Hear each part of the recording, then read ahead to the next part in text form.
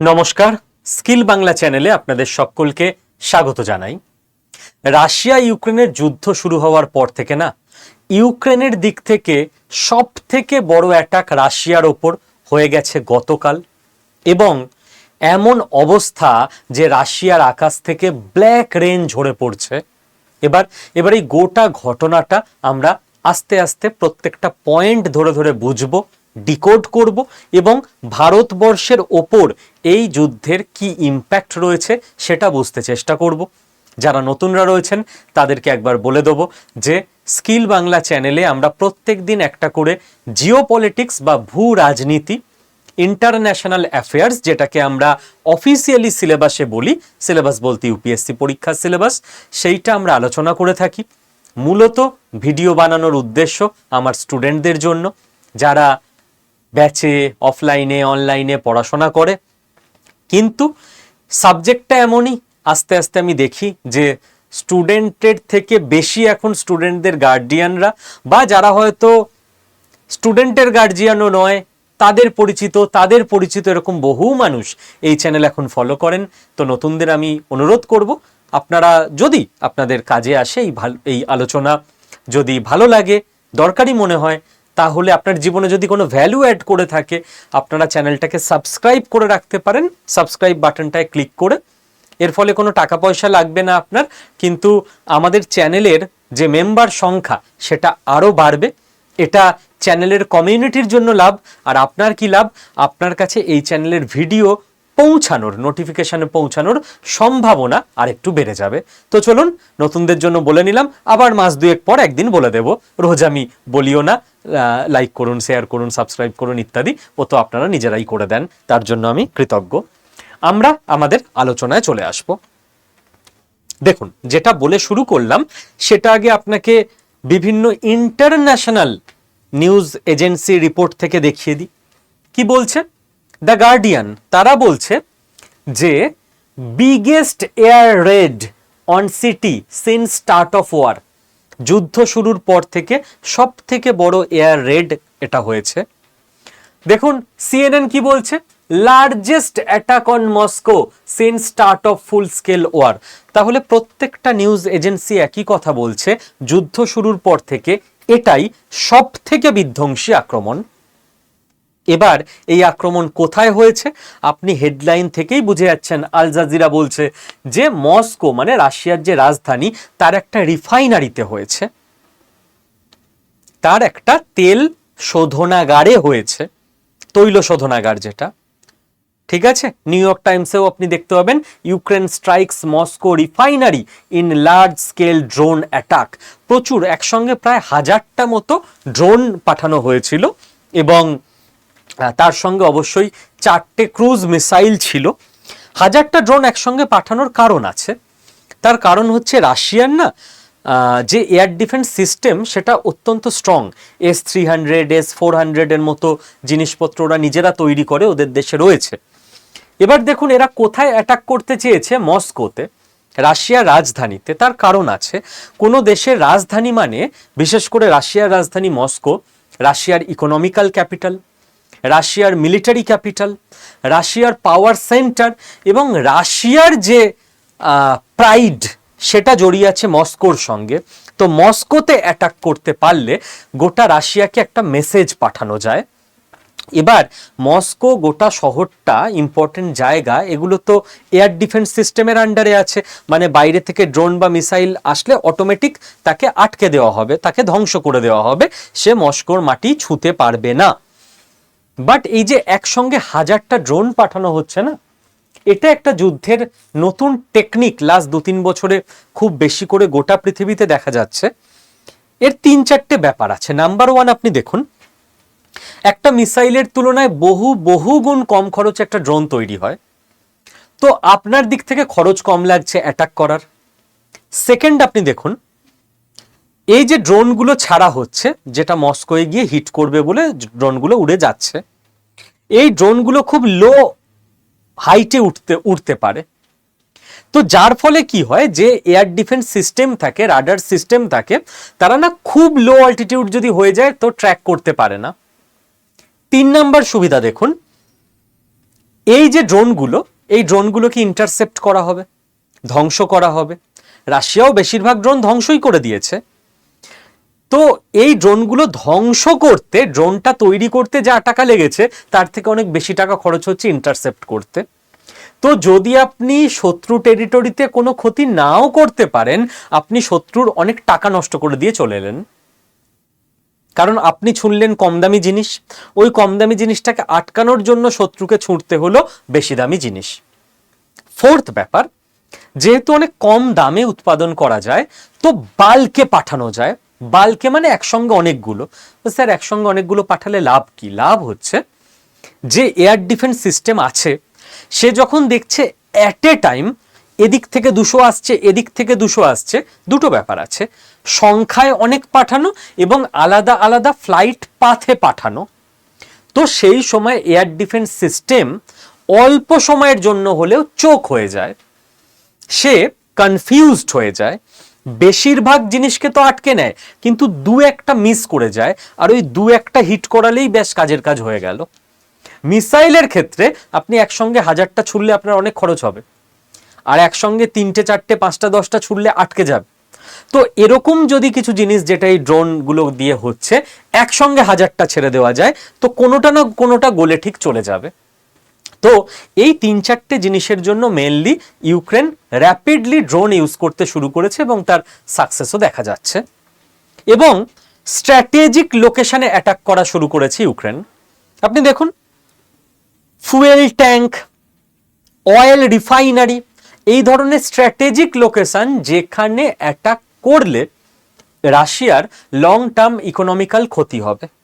যদি একটা তৈল শোধনাগারে অ্যাটাক করে ওটাকে ড্যামেজ করে দেওয়া যায়, তো রাশিয়ার ইকোনমিক্যাল ক্ষতি, রাশিয়ার লজিস্টিক ক্ষতি, রাশিয়ার মিলিটারি লজিস্টিকেরও ক্ষতি হবে।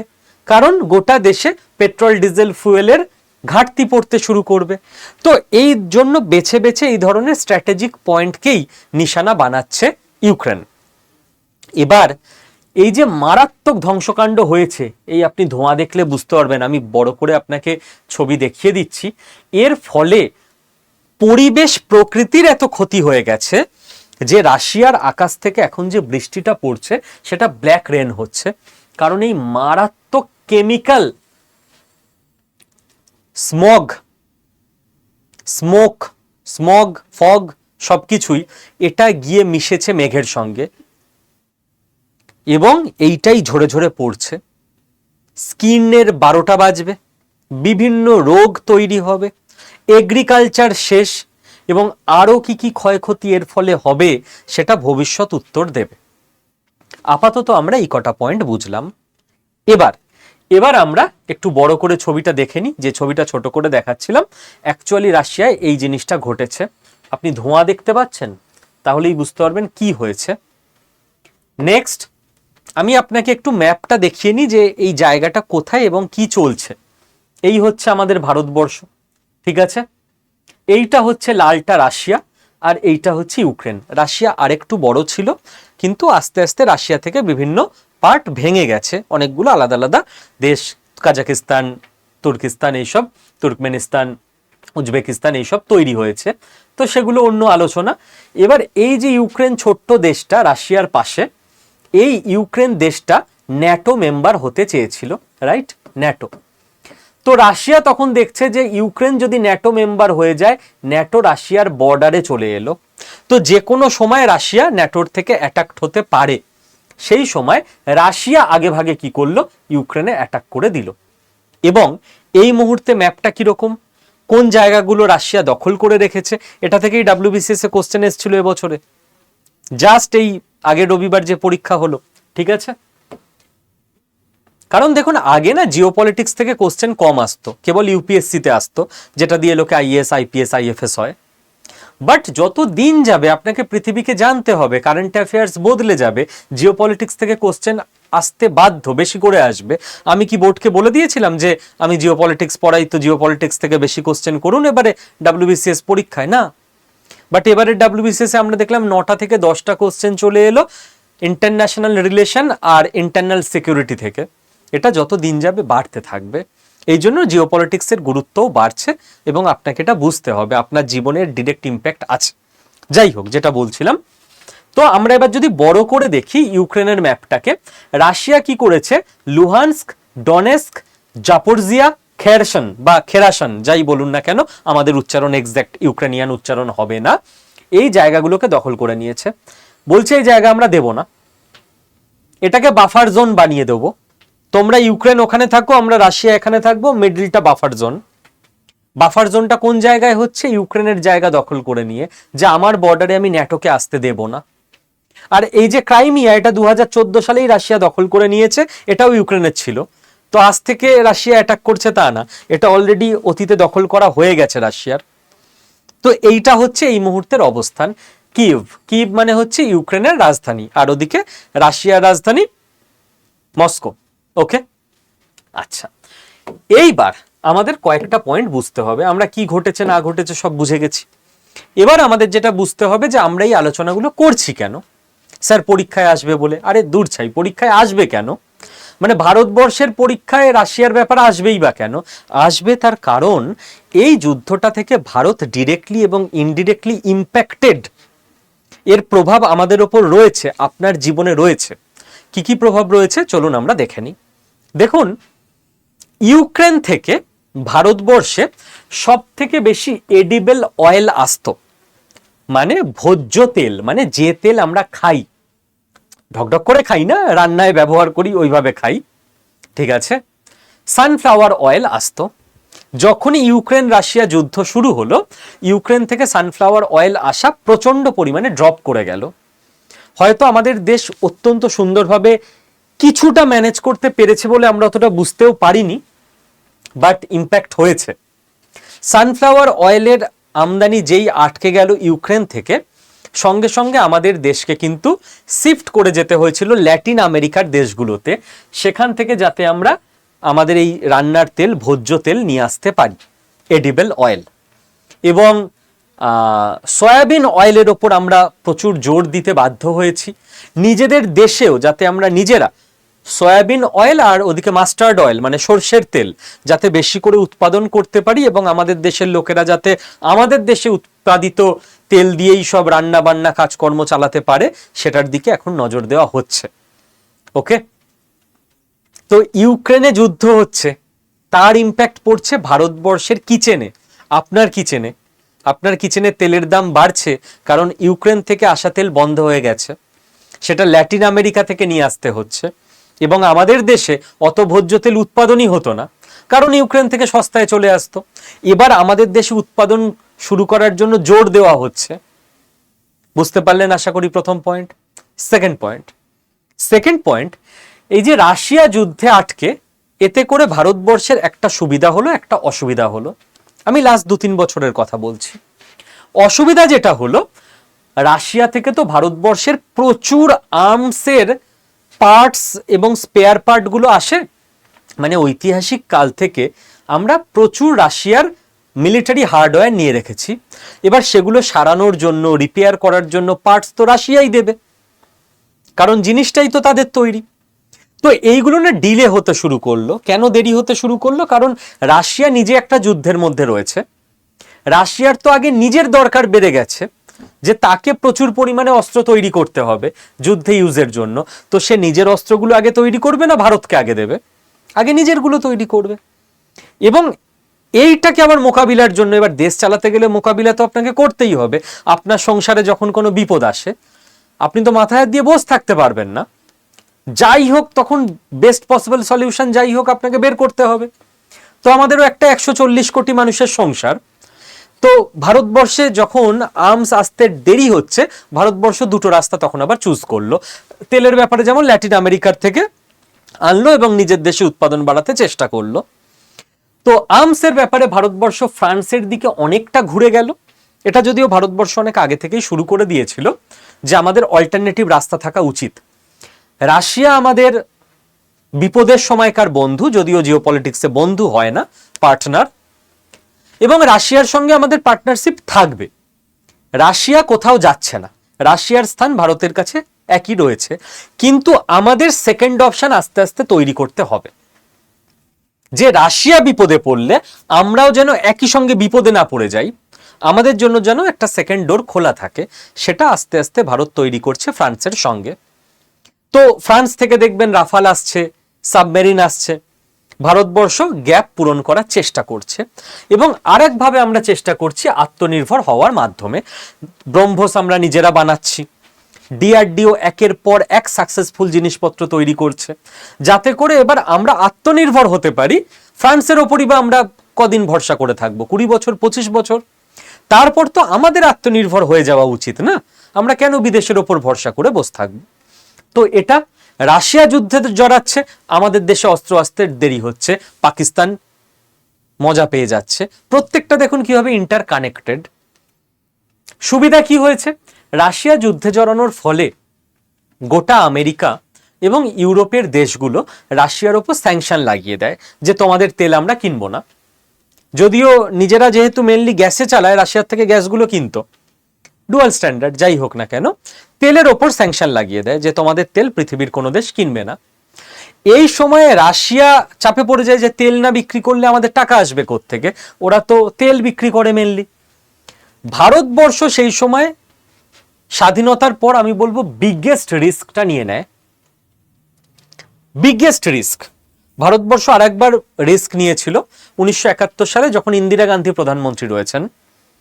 ওই লেভেলের রিস্ক ভারতবর্ষ খুব কম নিয়েছে, যে পাকিস্তানের সঙ্গে যুদ্ধ, পাকিস্তানকে দুটুকরো করে দেওয়া, এবং আমেরিকা ভারত অ্যাটাক করতে আসছিল।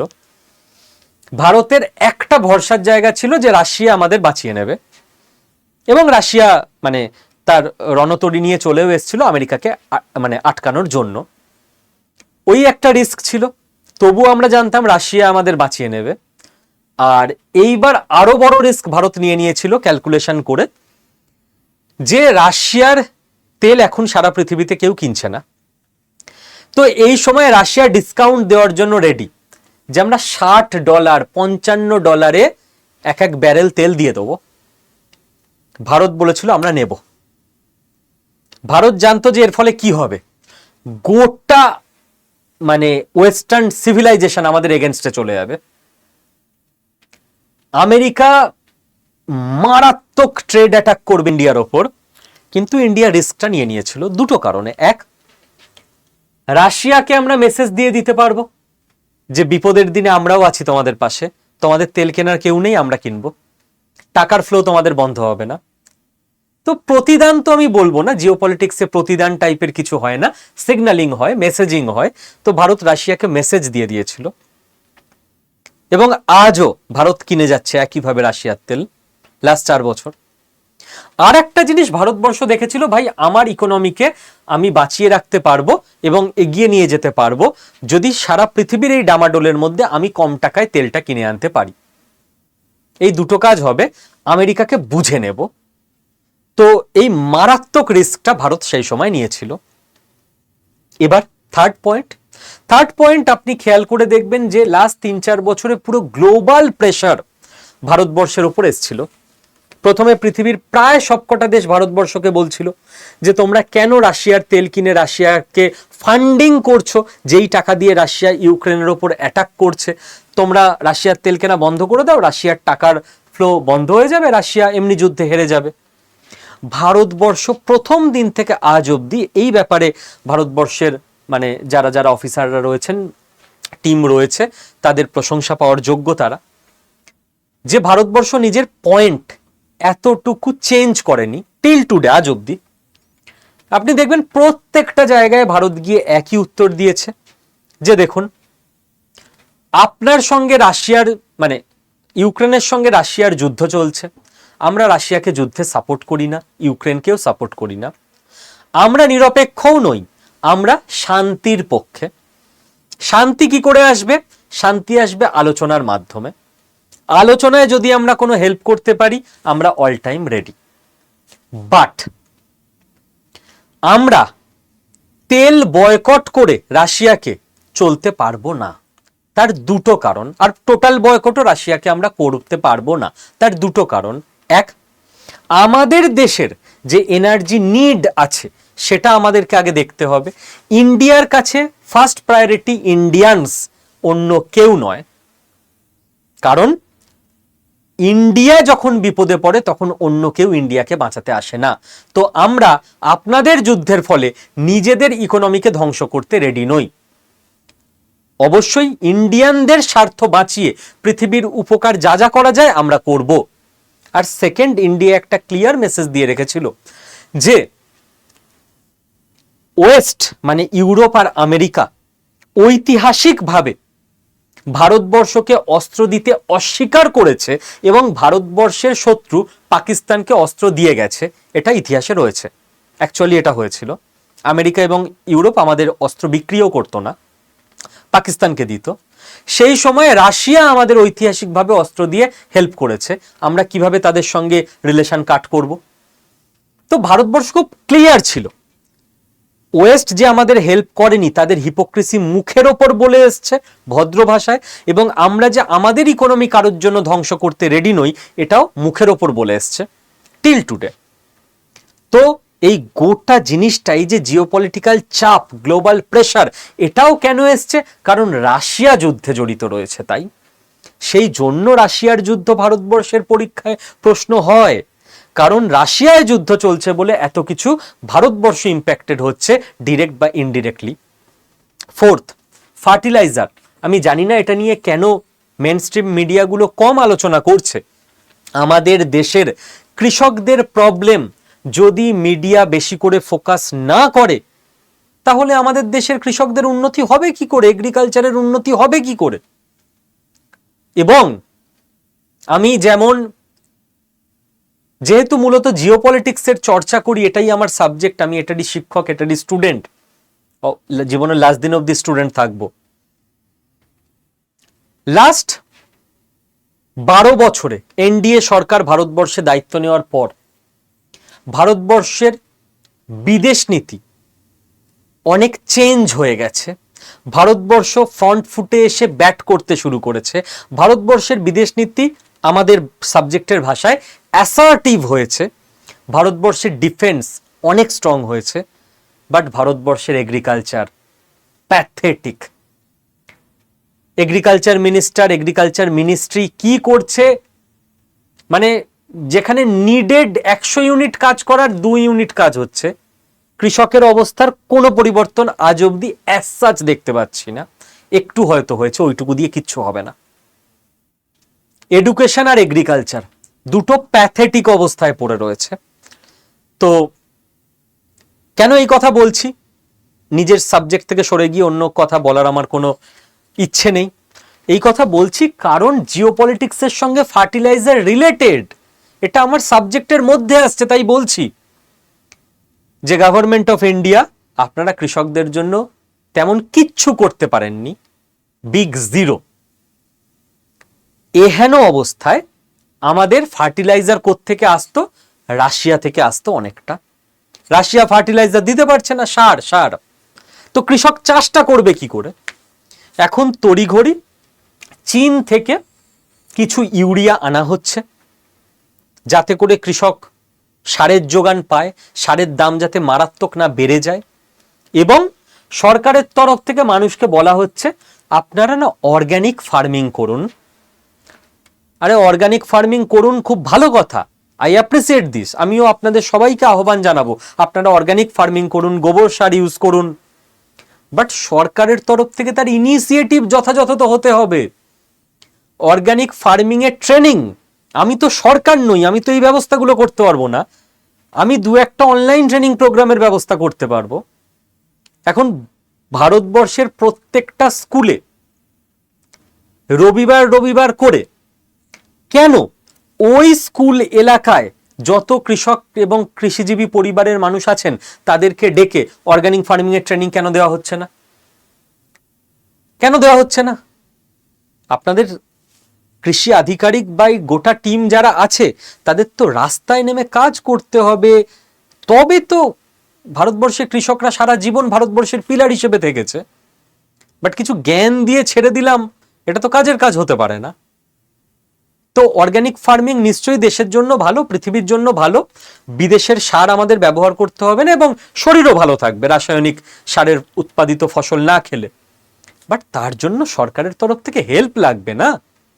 ট্রেনিং থেকে শুরু করে অর্গ্যানিক যে ফার্মিং এর জিনিসপত্র থেকে শুরু করে গোবর সার প্রোভাইড করা থেকে শুরু করে ভার্মি কম্পোস্ট তৈরি করার জিনিসপত্র, মানে গোটা ইকোসিস্টেমটা তৈরি করে দেওয়া থেকে শুরু করে এগুলো তো করতে হবে সরকারকে। তো এটা আমার একটা ডিমান্ড থাকবে, জানি না কবে ফুলফিল হবে, দেখি। নেক্সট 5 নাম্বার আমি বলবো, ভারতবর্ষের একটা লার্নিং হয়েছে এই যুদ্ধ থেকে।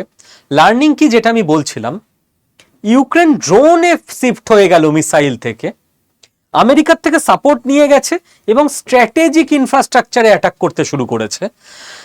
কেন আমি এই কথাটা বলছি, ভারতবর্ষ না পাকিস্তানের সঙ্গে যতবার ছোটখাটো কনফ্লিক্টে জড়িয়েছে, অত্যন্ত নীতি দেখিয়ে ভারতবর্ষ খুঁজে খুঁজে পাকিস্তানের জঙ্গিদের ডেরাগুলোয় অ্যাটাক করেছে। খুব ভালো কথা, বাট নীতি তুমি তার সঙ্গে দেখাও যে নীতি বোঝে। একটা খারাপ শব্দ ইউজ করছি, কিছু মনে করবেন না, উত্তরপ্রদেশের মুখ্যমন্ত্রী যোগী আদিত্যনাথ, ওই লোকটা মাঝে মধ্যেই বলেন উনি যে লাথো কা বাত বাতো সে নেহি মানেঙ্গে, তো লাথো কা ভূত বাতো সে নেহি মানেঙ্গে, মানে যে ভূতকে লাথি মেরে তাড়াতে হবে তাকে কথাবার্তা বলে ডায়লগ ডিপ্লোমেসি করে তার সঙ্গে কাজ হবে না। তো পাকিস্তান হচ্ছে ওই লাথ কা ভূত, ও বাত সে নেহি মানেঙ্গে, ও বুঝবে নাকি? দানবের সঙ্গে আপনি মানবতা দেখাতে গেলে হবে নাকি? তো ইউক্রেন থেকে আমাদের এটা লার্নিং নেওয়ার দরকার, স্ট্র্যাটেজিক ইনফ্রাস্ট্রাকচারে হিট করতে হবে। পরের বার পাকিস্তান যদি একটা জঙ্গি কার্যকলাপ বাদ দিন, একটা জঙ্গিকেও ভারতবর্ষে এক্সপোর্ট করার চেষ্টা করে, পরের দিন পাকিস্তানের যত স্ট্র্যাটেজিক ইনফ্রাস্ট্রাকচার আছে, ব্রিজ, পাওয়ার প্ল্যান্ট,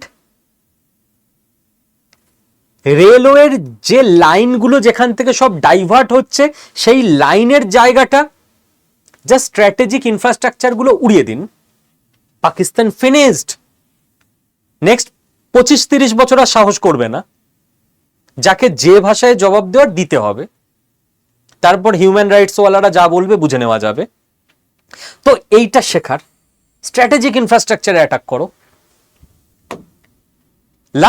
লাস্ট আমি 2-4টে কথাই বলবো, আর ভিডিও বড় করব না। এমনি প্রত্যেকে বলেন ভিডিও অনেক বড় হয়ে যায় আপনার, কি করবো, এই ক্লাসে সারাদিন পড়িয়ে অভ্যস্ত, 1.5 ঘন্টার ক্লাস নি, ইউটিউবে এলেও মনে হয় বলতে থাকি 1.5 ঘন্টা। ট্রাম্পের ফোকাস কি চেঞ্জ হচ্ছে এবার?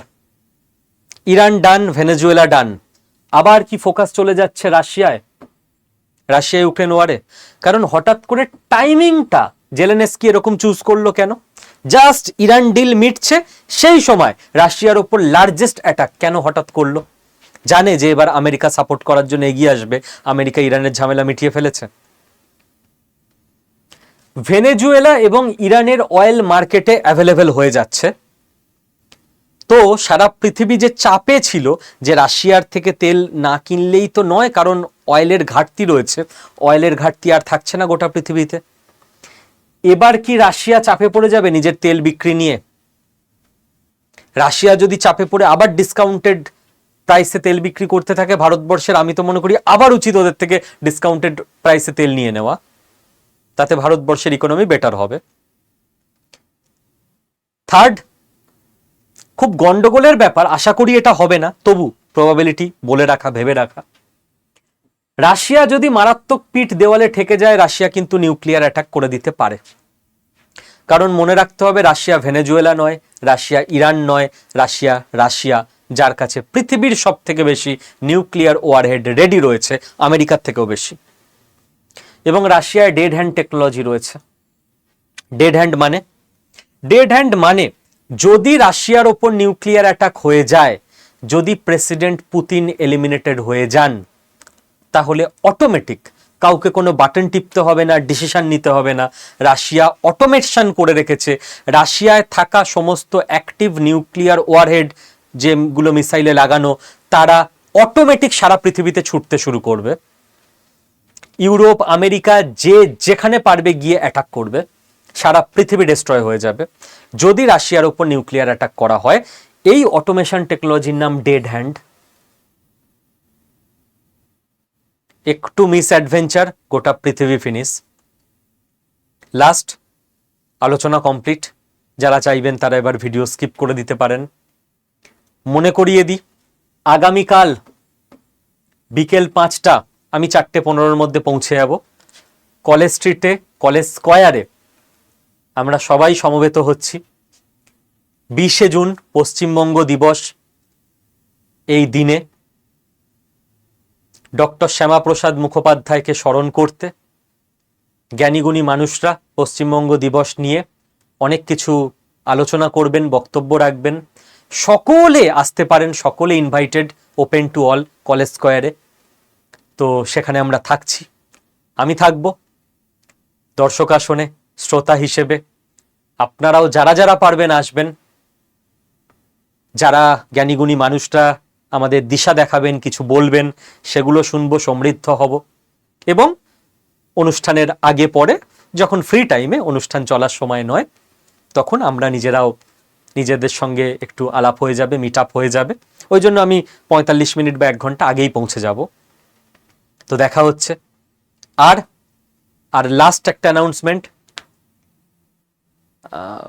এটা কম লোক শুনলেই ভালো হয়, যত বেশি লোক শুনবে, বেশি লোক ভর্তি হবে, আমার চাপ বাড়বে। আমাদের আর ভর্তি নেওয়া সম্ভব নয়, ঠিক আছে? কালকে আমি বলেছিলাম। তবু অনেকে নাছোড়বান্দা প্রচুর ফোন করেছিলেন আমাদের টিমকে। কন্টেন্ট ক্রিয়েটার এই ব্যাচটা কাল থেকে শুরু হচ্ছে, ঠিক আছে? 20শে জুন থেকে।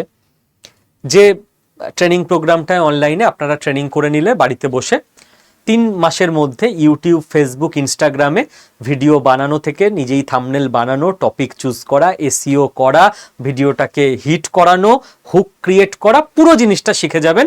আপনি প্রফেশনাল কন্টেন্ট ক্রিয়েটার হিসেবে মাস গেলে মোটা অঙ্কের টাকা বাড়িতে বসে, ডেডিকেশন থাকলে অবশ্যই, এবং এই নলেজটা থাকলে, যেটা আপনাদের হয়ে যাবে, অনলাইন ট্রেনিং প্রোগ্রামে নিজেরাই উপার্জন করতে পারবেন।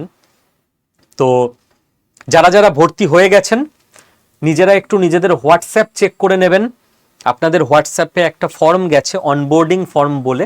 ওই ফর্মটা পূরণ করে দিলেই নাম, ফোন নাম্বার, ইমেল আইডি ইত্যাদি, আপনাদের হোয়াটসঅ্যাপে আরও একটা জিনিস চলে যাবে, পোর্টালের লিঙ্ক, যে পোর্টালে ক্লাস হবে।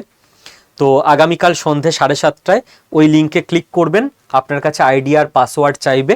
আইডি পাসওয়ার্ডও আপনাকে হোয়াটসঅ্যাপেই পাঠিয়ে দেওয়া হচ্ছে। তো আপনি আইডি পাসওয়ার্ডটা দেখে দেখে বসিয়ে জয়েন করলেই ক্লাসে জয়েন হয়ে যাবেন। শনি রবি সন্ধেবেলা 2 ঘন্টা 7:30 থেকে 9:30 ক্লাস, বাংলা ভাষায় ক্লাস।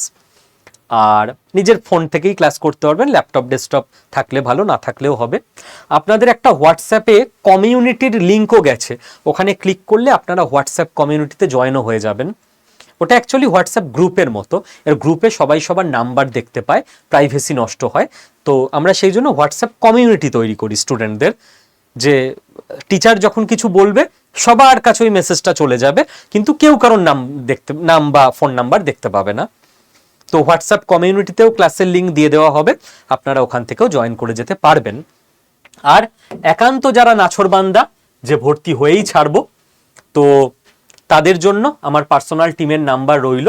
আপনারা এই নাম্বারে ফোন করে যত দ্রুত সম্ভব ভর্তি হয়ে নিন, কারণ আমরা চেষ্টা করছি যত দ্রুত সম্ভব এবার অফিসিয়ালি পুরোপুরি ফুললি ফাইনালি ক্লোজ করে দিতে অ্যাডমিশন, কারণ প্রচুর মানুষজন ভর্তি হয়ে গেছেন। এবার আমরা আবার ভালো করে 3 মাস 4 মাস শিখিয়ে নিতে চাই, তারপর আবার আমরা ভাববো এর মাঝখানে আমরা নতুন অ্যাডমিশন নেব না। তো যাদের একান্তই অ্যাডমিশন নেওয়ার এবারেই, তারা দ্রুত ফোন করে এনরোল করে নিন। ভালো থাকবেন প্রত্যেকে, থ্যাংক ইউ।